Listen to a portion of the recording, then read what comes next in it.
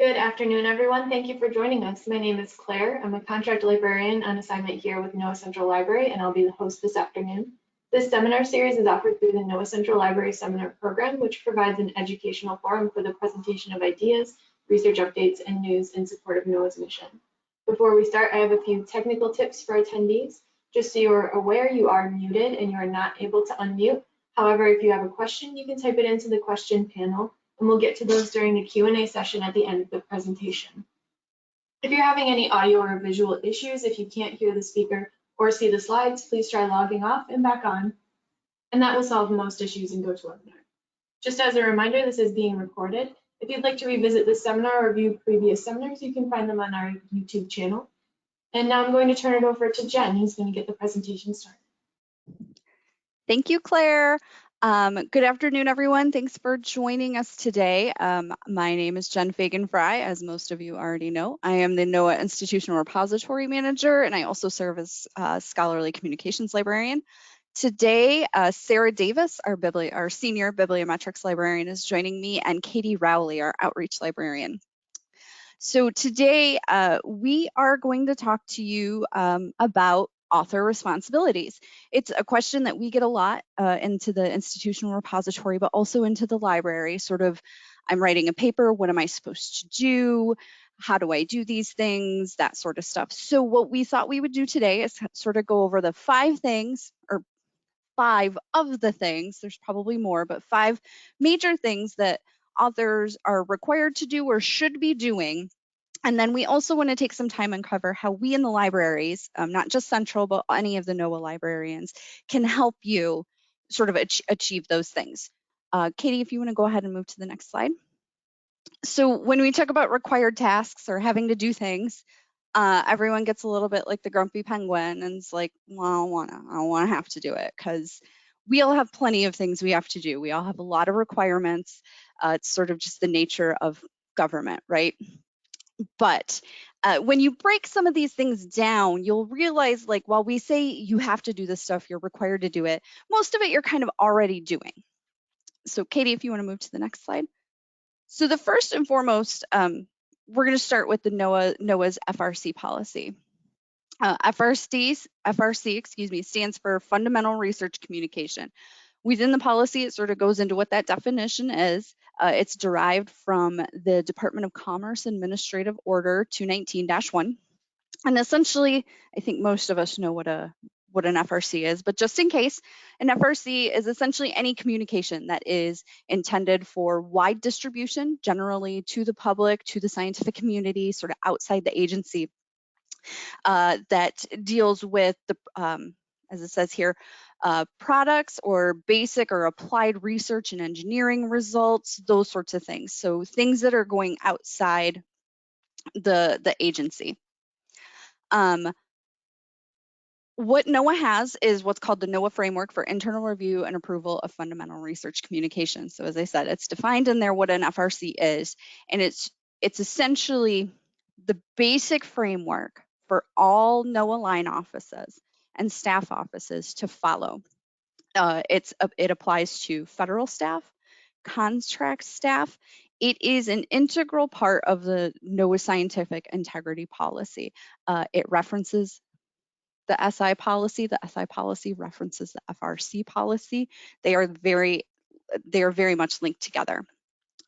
What it does is it lays out, like I said, the minimum standards. So some line offices or staff offices have a little bit extra, but what is listed in the FRC policy is the bare minimum that folks have to follow.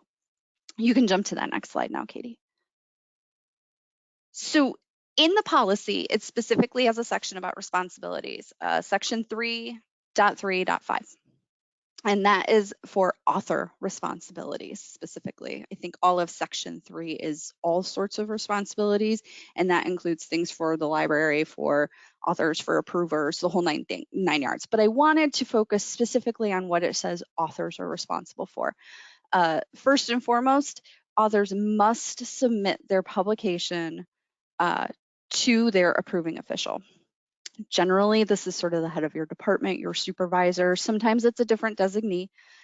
It depends, but you have to submit your publication for internal review and approval through that approving official prior to submitting it. So when we're talking about submitting it, we're talking about journal publications. You have to have your item reviewed internally and approved by your approving official before you can submit it to a journal. If it is a NOAA publication, so something that isn't going to an external publisher, but we are publishing internally, before that goes live, you have to have it reviewed by an approving official at the minimum. This goes for publications that are authored with NOAA authors as the first author, but even if you're not the primary author, your publication still has to go through these processes. In some instances, a disclaimer is required. Usually your approving official will let you know, or supervisor will let you know when that's required, when you need to input those. Within the FRC policy, there are even examples of those disclaimers and how they should be worded. If you go through the full FRC process and you submit to a journal and the journal sends something back for revision, you don't have to go through that effort, the whole process again, because the main content and policy review has already been done on that. So you don't have to sort of double dip on that particular publication. Next slide, Katie. So within the FRC, there is a brief mention in Appendix 2 about IQA, the Information Quality Act. Full disclosure, I am not an IQA expert. There are a few people in the agency that we in the library can point you to that can give you a little bit more information about this, but IQA tends to be part of the FRC policy, sort of part of the FRC process. Typically, this is handled within the approving official sort of area, but just so you know, the FRC policy does discuss and include a bit of IQA. The other thing I wanted to bring up in relation to this is RPTS, the Research Publication Tracking System. This may not be applicable to everyone here, but RPTS sort of ushers publications, whether they're journal publications or NOAA publications, through this FRC process, and in some instances does include some of that IQA review as well. Everyone in fisheries uses RPTS. There are a number of OAR offices that also use RPTS. Most of OAR will eventually need to be on that. I do know that NOS and NESDIS are also working towards adopting RPTS. So RPTS sort of helps simplify this process and tells you where you are in the process. You can track it. It'll automatically send updates, notifications. We've done a couple presentations about RPTS. I think the most recent one was back in June. It was recorded, so if you do have some questions about RPTS, if your office is new to it or anything like that, we do have a webinar all about RPTS and how it sort of fits in with this. Next slide, Katie. So in addition, within the FRC, not only does it sort of talk about that, the need for review and how you're supposed to submit that publication, but one other aspect that we sort of pulled out outside of the FRC is affiliation and funding attribution. This is really critical for a number of reasons. In the FRC, it lays out that using clear, consistent author affiliations enables NOAA to recognize and track research publications. And I want to highlight that again. Recognize and track research publications. This is really, really key when we're talking about the work that we do in the institutional repository, and specifically Sarah does for bibliometrics. Being able to easily and consistently determine if something is NOAA authored or funded is critical for us. We don't have rights to publications to put in the repository if we can't prove and show that NOAA authored or funded it. So the idea of having clear and consistent author affiliation and funding attribution doesn't just apply to journal publications too. It should also be applying to any sort of NOAA publication, joint funded reports with other agencies, things of that nature. And Per the FRC, it states each author is responsible for ensuring that this policy is followed for your publication.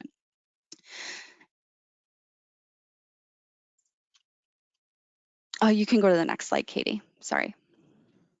So what I've done is I've created some examples. In the FRC policy, there's a few examples. It doesn't actually, it's a little difficult to sort of decipher what they're trying to tell you to do. So what I did is I took real people and created some examples. So the first one is myself. I am a federal employee, and ideally, this is what, if I were to write a paper, my affiliation would look like. So say I write a paper and I submit it to an ALA journal, which is the American Library Association. This is how my name and affiliation should appear in that journal. Jennifer Fagan-Fry, NOAA Central and Regional Libraries, Office of Science Support, Oceanic and Atmospheric Research, National Oceanic and Atmospheric Administration, and the address. That's really lengthy, and a lot of publishers just don't permit you that much room. So there is a way you can do that. You can shorten that. Acronyms are acceptable with, as long as the smallest officer division that you are a part of is written out completely. So the second bullet point I have here is sort of my shortened version, where it's Jennifer Fagan-Fry, NOAA, OAR, OSS, NOAA Central and Regional Libraries. And again, that's for a federal employee. For a contract employee, I took one of our IR team members, Jan. Jan is a contract librarian. This is how a contractor is supposed to list their affiliation. They are supposed to put in the contract company that they work for, who they are under contract to, and then that same lengthy address and everything. Again, I put in sort of an abbreviated version with the LAC group, and then the NOAA, OAR, OSS, NOAA Central and Regional Libraries. Can you go to the next one, Katie? So I'm not sure how this may apply to the folks on the call, but if you're a program manager, if you work with the cooperative institutes, this may be very relevant to you. If not, please pass it along to your colleagues that do. Cooperative institutes and the cooperative science centers, other grantees, they also have a specific way they are supposed to list their affiliation. And you'll note on this one, it sort of tracks with the same thing as the federal or contract employees. However, you'll notice at the end, instead of an address, the key thing here is it lists the grant number. So this is actually an actual example of one that we ran into in a publication where all of this information was in there. I will say the person who did this did not have the grant number in there, but we'll get to that in a second. So it does ask that you put the affiliated grant that you were sponsored by in this. Let's be real for a minute though. Most publishers they're gonna be like, nah, that's too long. Pare it down a little. So again, I've created that sort of shortened version with the University of Boulder, NOAA, OAR, PSL, Cooperative Institute for Research and Environmental Science. Visiting scientists, we don't run into I shouldn't say we don't run into a ton. It's never super clear for us, which again, I'll get into in a second. So this is how it's laid out in the FRC policy. If you're a visiting scientist, this is how you should indicate that particular affiliation. So before we move to the next slide, within the FRC, it lists out all of these examples, and there's a lot of variation among publishers. Some of them have counts, character counts, some of them have word limits, some of them have sort of their own sort of, we want you to say, this is sort of our preferred way that you list your affiliation. I just want to stress, it's really important to give us as much information as you can. If you look at the FRC, it's going to say abbreviations should not be used. Sometimes you have to. And that's why I gave those couple examples as to how you can do it. And even in some instances, you're not going to be able to always put in the full name of your of the division or office that you're in, the smallest division or office that you're in. That's okay, put in the acronym. It's important, and I'll show you why. If you want to go to the next slide, Katie. So these are a couple examples of things. I've sort of sanitized them so we don't throw anyone under the bus. So these are either fake people or people within the library who did not publish these particular items. But I just want to show some of the bad things. This is what we see a lot. The first one would be a funded person, someone who is funded through most likely one of the cooperative institutes, but I don't know. I'm not sure. I know that we have a cooperative institute that works heavily with GFDL through Princeton. I can make an assumption, but I can't prove that because all they gave me was their Princeton affiliation, and in the acknowledgments they put with funding from NOAA. No grant number, no program, nothing. I'm not sure. I don't know who funded them. I don't know. The next one down was a federal author, and they just put NOAA, just NOAA. I don't know if Trevor is in fisheries. I don't know if they're in NOS. I don't know if they're in OAR. They could be in a staff office. I have no idea. Same with Joan. Joan just put University of Colorado Boulder. Is that with one of the CIs? Is that someone who's part of Ezreal? I don't know. I don't know. And so I put this picture of this little girl. I use it regularly within the library. This is how I feel. This is me. This is Sarah. This is what we run into a lot. And we use that information to track, can we put this publication in the IR? Can we derive if this was NOAA funded so we can track that funding? This is all stuff that we track and report up to, not just leadership within NOAA, but a number of these numbers we have to report up to Congress as well. So knowing specifically what office you're affiliated with is really, really important for the work we do, but also the work of the agency, and to show what we have done and what we have put out there, and sort of the research impact that NOAA has. So if you want to go to the next slide, Katie. These are some of the good ones. These are actual real people and they're real affiliations that they put in there. I put on here they're good enough because you'll know if you're looking through these, they don't exactly match those formats that I had laid out previously. However, they have all the key information. They have the important stuff in there for my team and Sarah and her team to figure out where we need to put these publications, how we need to tag them for the repository, how we can use that within our bibliometrics to sort of show what offices have worked with what other offices, those sorts of things. So you'll notice, again, they don't exactly match that, but they have in there NOAA. And the first one here is NOAA AOML. The one below that is STAR. You can see at the very last one is one of the cooperative institutes. They put the full name of the cooperative institute and that it's University of Colorado Boulder. That's perfect. That's the information that we need.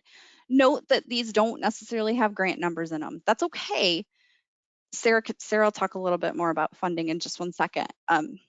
But the key here is these are descriptive enough for us to work with, and also to let people know, readers and other scientists, who and where you are from.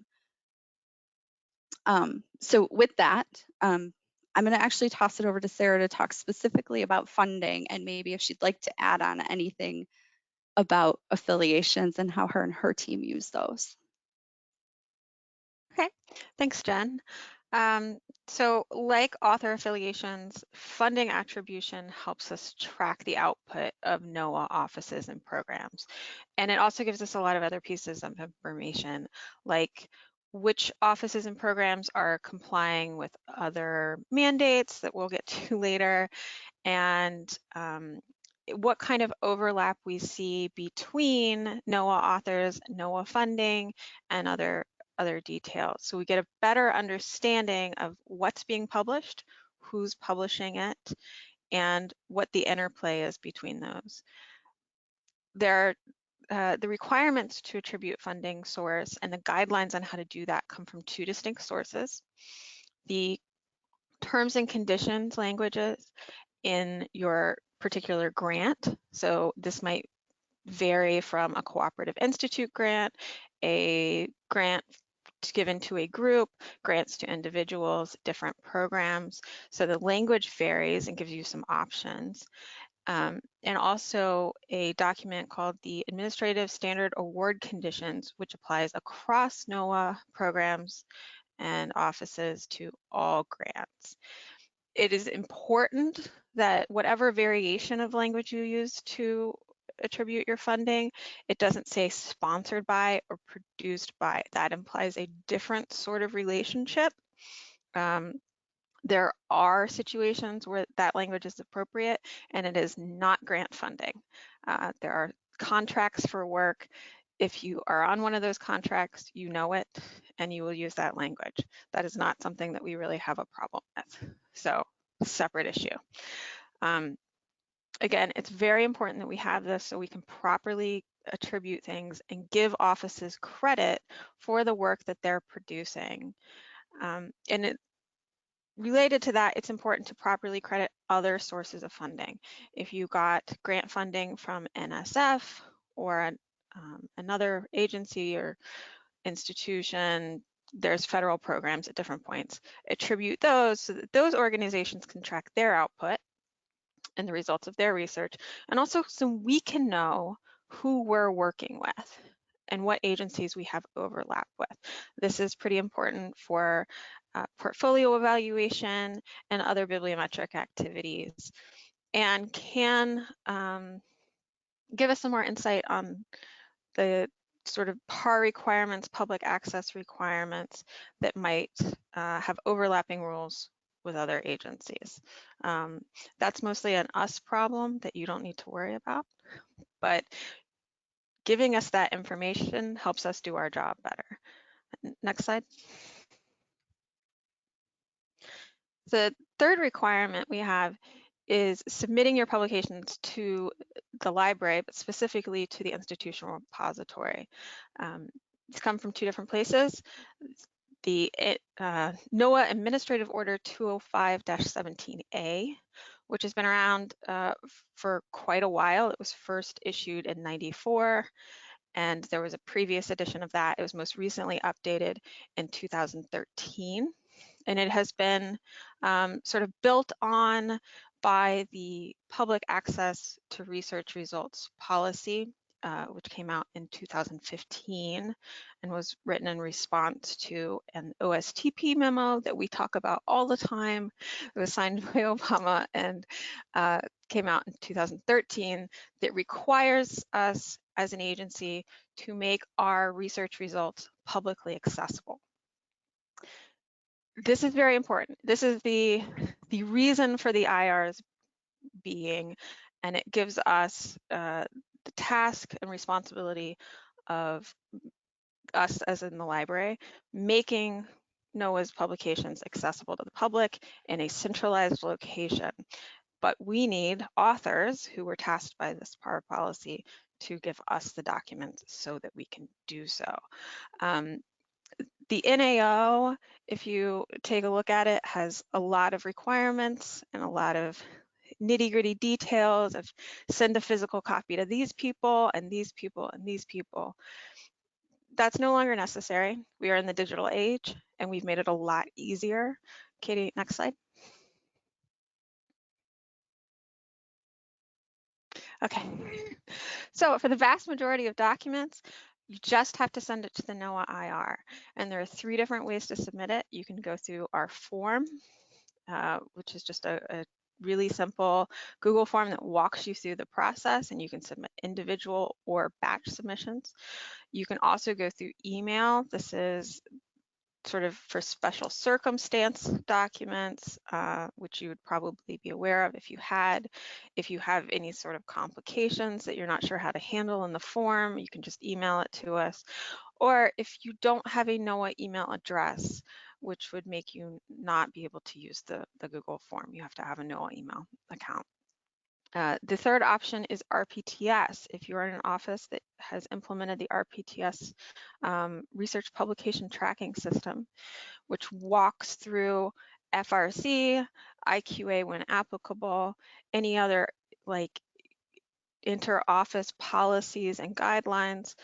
The very end of that process has an option to submit directly to the institutional repository. Really, really makes it easy. I know that there is sometimes a delay between when there's almost always a delay between when your publication is approved in the RPTS system and when it is actually published, but they're not implementing reminders to come back and remind you to go in, upload your final publication, and send that to the repository. So next slide. Okay, our fourth requirement is making documents Section 508 compliant. Section 508 is one of the sections of the Rehabilitation Act of 1973. So not a new requirement at all here. And it requires all federal agencies, not just NOAA, to make their electronic and information technology accessible to people who require assistive technologies. This is really important because it makes our publications not just publicly accessible, but publicly accessible to all users, or at least the vast majority. The PARR policy goes even further and reinforces that it is required of all documents that are submitted to the IR that they be made 508 compliant. Katie will talk some more about what the library's role in that is, but this is a very crucial step, and I know that it is quite a hurdle for a lot of offices, understanding what things are 508, like what's required and how to get it done, but we've provided a lot of resources. Jen has put together a very comprehensive LibGuide and several trainings. So it's a lot to do, but it's totally possible, and the payoff is really, really great and really important to our users. Next slide. So our final responsibility here isn't currently required, but it is highly recommended, and it's getting and using an ORCID ID. The Open Researcher and Contributor ID is an alphanumeric unique author identifier that individuals can register for, and then you have that ID to put into all of your research publications, as well as on data sets, your contributions to other materials. It's really sort of universally used now in academic circles. There are other author identifiers, and we do recommend that authors claim those author profiles. Particularly at NOAA, the researcher ID comes in handy a lot, and you can link those profiles to your ORCID. And if you need any assistance with that, we are always happy to help with that. Why is this important? It connects all your research, regardless of where it was conducted. You can provide not just all your publications, data sets, software products, etc., but link your affiliations. And it really cuts down on issues with name ambiguations. I have a very common name, so if I was publishing, it would be very crucial for me to have an ORCID ID and attach it to all my things, because otherwise you'd never be able to find my work. And all of this, the ORCID, a researcher ID, combined with DOIs on documents, data sets, etc., as well as fund ref numbers, helps really create a universe of linked research to make sure that we know who's publishing, and you get credit for it, and the agency gets credit for it, and people are able to find all that research. So really, we're talking about open science and linking everything together. So that's a lot of responsibilities, and I'm going to pass it over to Katie to talk about how we can help you with this. Thanks, Sarah and Jen. After hearing all of this, I'm sure you are feeling a bit like Bob in this GIF and would like to complain. But before you do, give me a moment to explain how the library can help you. So first up, I'm assuming since you're watching this webinar, you're an author. If you're not an author, I'm assuming that you work in the publications team, or you're a manager of an author, or if you're funding authors. So bottom line in all of that, whoever you are and whatever relationship you have to publishing at NOAA, is we can help you. So I'm going to go over the services the library has for you. So first up is we have our research and reference services. Ask all of your questions. We love them. Email library.reference@noaa.gov. It is your best friend. So we are waiting on the end of that email to point you in the right direction, hook you up with the experts, and give you the right resources and the credible, proper resources you need. Secondly, database access. Authoring something usually means that you've spent a fair amount of time doing your own research first, but we want to make sure that you have the access you need. Our databases that the library subscribes to and pays for are VPN authenticated, which is something that not everyone has access to, and a lot of people do have trouble making work. But we hope to move away from that in the future. But right now, we don't want you running into a paywall that isn't supposed to be there. So please let us know if you are having access issues. There is an access issue form on the library's website. I hope that Claire can pop that into the chat as well. You should not be running into these issues if you are on VPN. Lastly, I want to talk about Cabels or Cobbles, two different ways of pronouncing it, but this is a database that the library subscribes to, and it is research into predatory journals. It has a registry list that tells you journals that have been flagged for following predatory practices, and it breaks down what those issues are. And so before you go and publish in a journal, maybe check into Cobbles and say, does this journal have any flags, anything popping up that doesn't make it seem legit, or may not be a place I want my science to appear in. So some really great resources in our reference and research services. So next, I'm going to talk about another tool for our authors and the managers of authors. Keeping track of your references. Either this is something you are writing a paper, you are writing an article, you're writing a tech memo, you want to keep track of your references. If you are managing authors and you want to make sure you have all of their papers correct, and you don't want them hanging out in a Google Doc or on a, in an Excel sheet, so you want something that manages them pretty neatly, keeps all that metadata clean. EndNote or any really citation management software is going to be your friend. The library does subscribe to a NOAA-wide license for EndNote, which is amazing. It has a ton of tutorials and trainings. We are always happy to set up one-on-one trainings with you or with your office, or to just walk you through the basics of EndNote. We can get someone from EndNote to come in and talk to you and give a very advanced tutorial on how to use it best. But share, collaborate, seamlessly insert a bibliography at the end of your report. EndNote is fabulous for this. Next, I want to talk about plain language resources.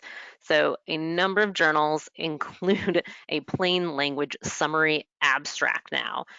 Wiley as a whole is moving towards this. AGU has it. I believe Taylor and Francis as a publisher is moving towards this as well. It's for understanding what you're talking about in a layman's terms. So writing clear with these kind of resources, you can check out plainlanguage.gov. Really great resource for anything you want to know about plain language in the government. There is the Center for Plain Language, which also has some learning and training. I have linked here the 5 steps they have laid out for plain language. And then AGU has a whole page on writing plain language summaries.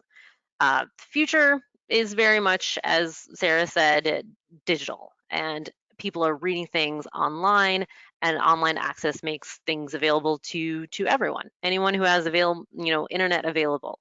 And we want our science to be making the greatest impact. But if I don't know anything about what you're talking about, but you could, summarize it, make it a little easier, a little more plain language, the impact can be greater.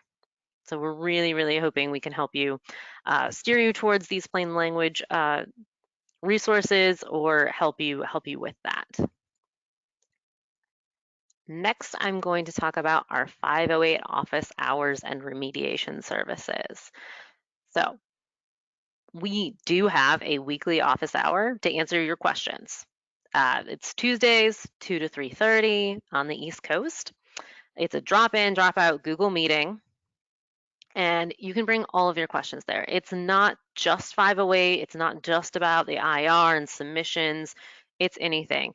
It's Tuesday, you have a question, and you don't feel like emailing, hop in and ask us face to face. We're more than happy to answer any question you have. We can also do one-on-one, as I said, or group training. That includes EndNote, but it includes anything the library does.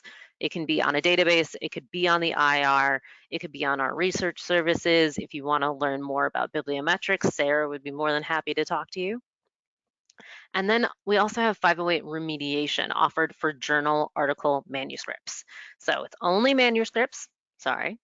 And PDFs are preferred. Word is okay, but please PDFs. And an extended timeline, I'm reading through these bullets as you can see, extended timeline for upload to the IR if you don't have to do anything, but you don't have to do anything, sorry. So this is a really, I think, underutilized service the library has is we have an hour and a half just to talk to you, walk you through something. If you're having a really sticking point and you're saying, I don't understand why the tags in this PDF aren't working, come to our office hours. We will work through that document with you. Please shout about this to all of your colleagues. If you need help with your 508, if you just have a general question, come to our office hours.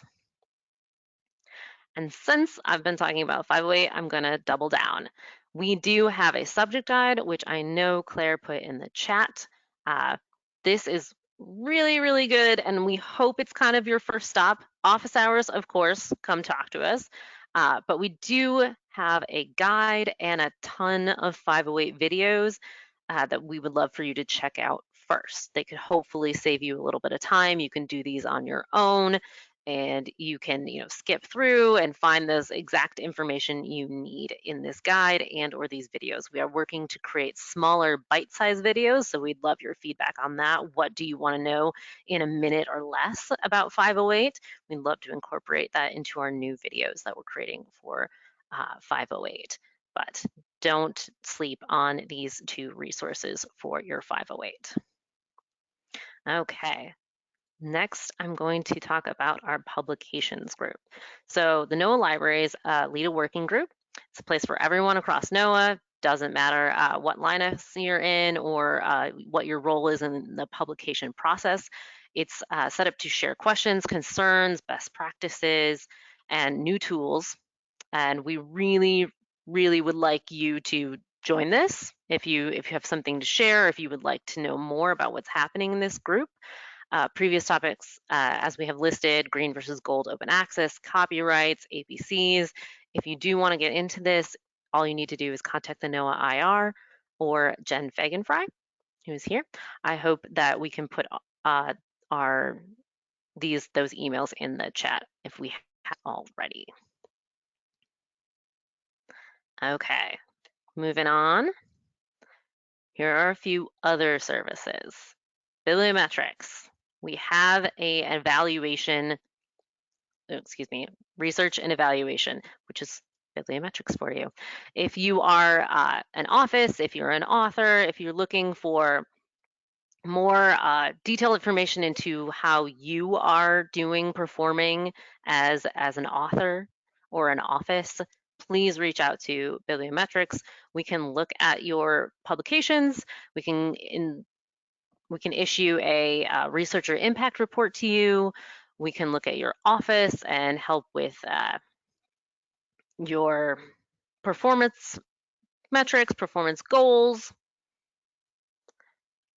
We also do DOI minting for NOAA publications only. Usually, if you are publishing in a journal, they are going to be giving you a separate DOI that is linked to them. But we will do that for your NOAA publications. If you have a tech memo or something and you would like to get a DOI for that, the NOAA library can do that. Also, we are available for anything. Ask us anything, we will help you find out the answer. And I'm going to wrap it up there. Our next webinar is going to be on October 14th, 2 p.m., and it'll be covering open access. And with that, I'm going to turn it over to our questions. Claire, do we have any questions? We have just a couple of questions here. And if there are any other questions, go ahead and put them in the question panel now. The first question is, for affiliations from cooperative institutes, can the grant number be included in the acknowledgement? Absolutely. Absolutely. If it's not directly in the affiliation part, which that's difficult to do given limited space, as long as it's in the acknowledgements, or some journals have a separate funding section, as long as it's in one of those, that's perfect. We would be able to locate that and record that. Okay. If an article that you are submitting for publication in a journal has multiple authors from NOAA, but different divisions, does this paper need to be submitted by each author to the RPTS system, or should it be submitted only by the first author? It only needs to be submitted once. In theory, if other offices are on RPTS, the office will be notified via the system. I think that's either in the works or already active. But yes, it only needs to be submitted once. And it's actually, I think, the office with the strictest requirements, although you would have to check with your office. Okay, could you please talk a bit about which publications fall under PARR requirements? Any publication, only peer-reviewed, and if a contractor publishes an article which is not NOAA funded, does it need to be placed in the IR? That's a really good question. So the items that are PARR required would be any peer-reviewed journal article that was authored by a NOAA federal employer or contractor as part of their official NOAA duties. Anything from a cooperative institute, a NOAA grantee, someone receiving funding from NOAA. When it comes to NOAA publications, pretty much most, if not all, NOAA publications should be coming to the institutional repository, specifically tech memos, tech reports, professional papers, atlases, any sort of NOAA formal series, any of those series documents that are created within NOAA. We do also have a lengthy list of other documents that are not necessarily required, but considered a best practice or recommended be submitted to the institutional repository.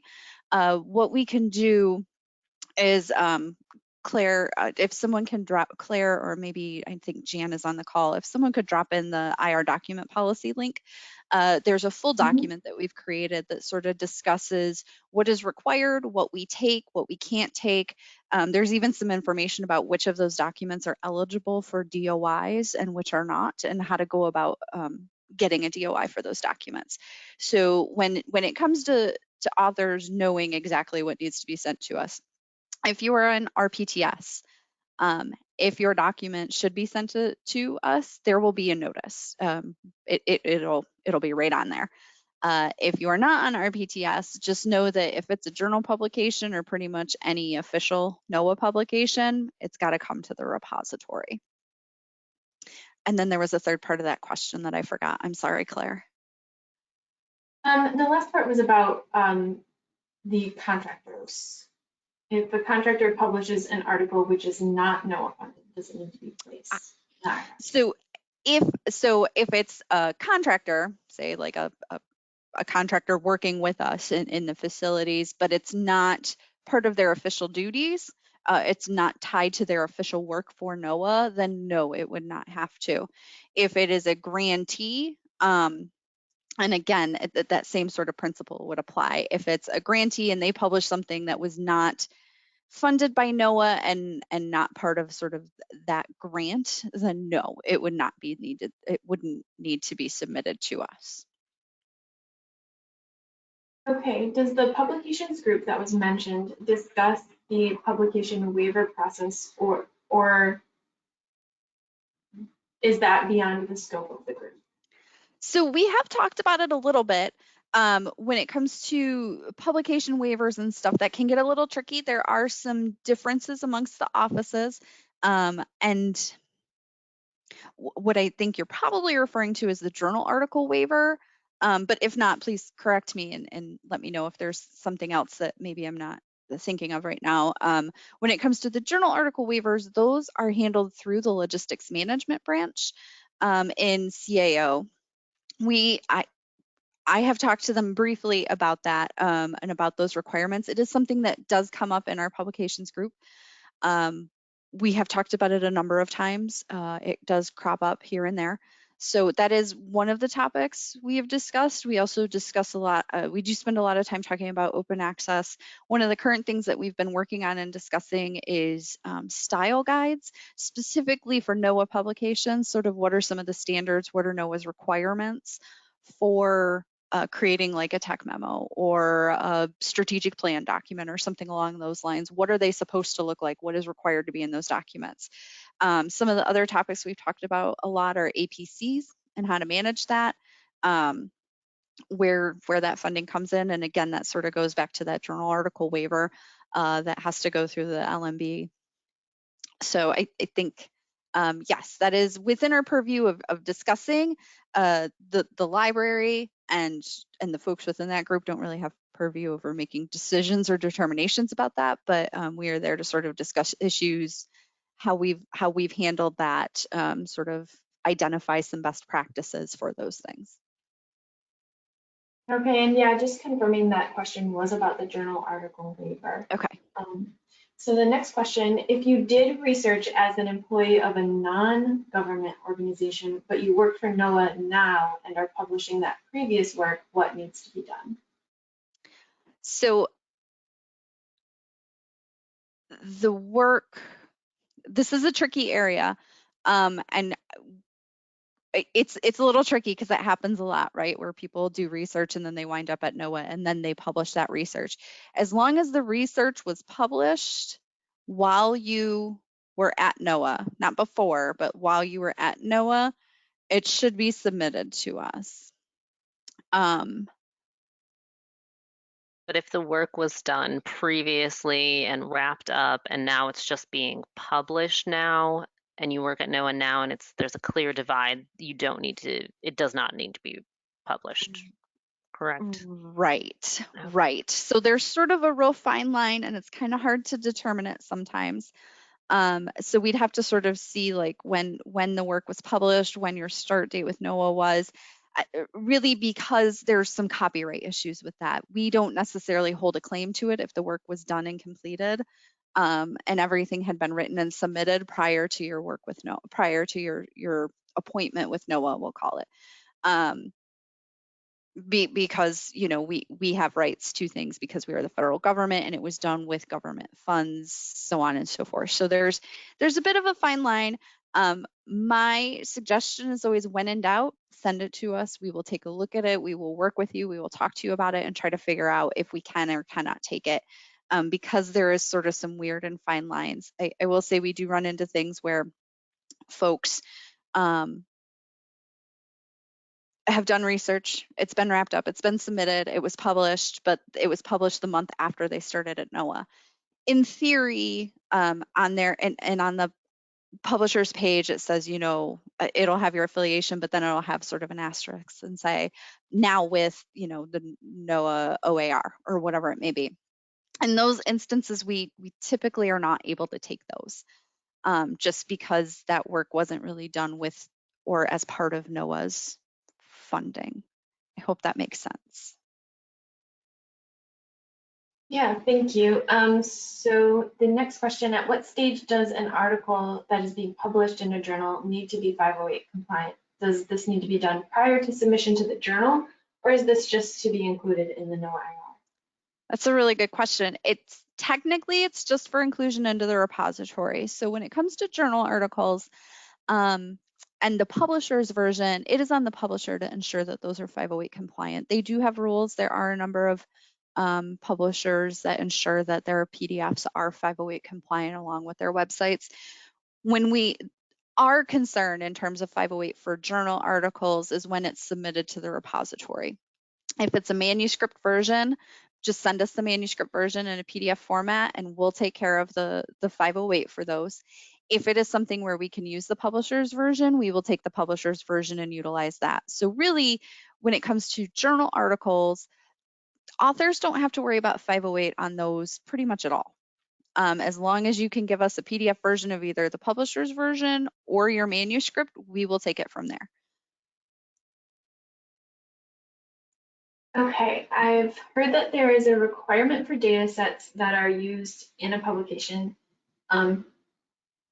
They require a DOI. If you publish with NOAA, like a tech memo, do you also provide a DOI for the data set included in the publication? It is recommended, yes. So there is another document. It is the data citation, the Data and Publication Citation Procedural Directive, which I will in 1 second get a link for Claire to drop in on that as well. Although it is on the publications guide and in a number of other things. That particular document does lay out all the requirements for DOIs. Specifically, there's a large chunk of it that addresses data DOIs. So when you archive your data, especially if you're a NOAA person and you're archiving your data with NCEI, you will get a DOI, and it is recommended that you use that DOI to cite your data within your tech memo, journal article, whatever you may be writing. When you do that, we include that information in the library, in the IR, so we link to that data set using that DOI. NCEI, conversely, will take the DOI for your publication and link it from the data set as well. So it sort of links those two things in a nice little circle. So when you find one, you'll find the other one via those two DOIs. So I don't want to say it is required, but if you are archiving with NCEI, you will get a DOI, and you should be using that DOI to cite your data. Jen, to get a DOI for your data set, though, would you go through NCEI? Yes. You have to submit the data set through their process, which I don't want to speak to too much because we're a little further removed from that, but there is an option to submit your data through, it's called S2N or Send to NCEI. It's through NCEI's website, and it's pretty simple and easy to utilize there. And then their team will get back to you about with your DOI information for that data. That being said, also, if you're archiving your data maybe not with NCEI and somewhere else and you have a DOI or a permanent URL, whatever the URL is for your DOI, it's a best practice to always include that in your publication. So even if it isn't an NCEI DOI, include that in there. We link to those as well within the repository. And then if someone's looking at your document, they can go back and see the data that you used, access that data, replicate your results, the whole 9 yards. So. Okay, and you said that policy was on the publishing guide, is that right? I believe so. Let me pull it up for you while you ask the next question. I'm going to go ahead and put a link to the publishing guide again in the chat. And just a reminder, there are links to everything we've talked about today in the chat box for everyone. And it looks like that is our last question. If anyone has any other questions, we'll wait a couple of seconds here, see if anything comes through. Sure, and I just dropped in a link to that Data and Publication Citation Procedural Directive. So that is what we use to, that sort of guides all of our DOI assignment policies and procedures. And that was very recently updated. I think we updated that this year. Yes, March of 2021 was the last time that was updated and approved through EDMC. Looks like there aren't any other questions, so we can wrap up. Thank you to the speakers today for joining us. Thank you everyone for joining us today. If you have any questions, there are links to everything in the chat box, and also everyone's emails are available in there. And if you would like a copy of the slides or anything, just let us know. And that is all for today. Have a safe and wonderful rest of your day. Thanks, everyone. Thank you.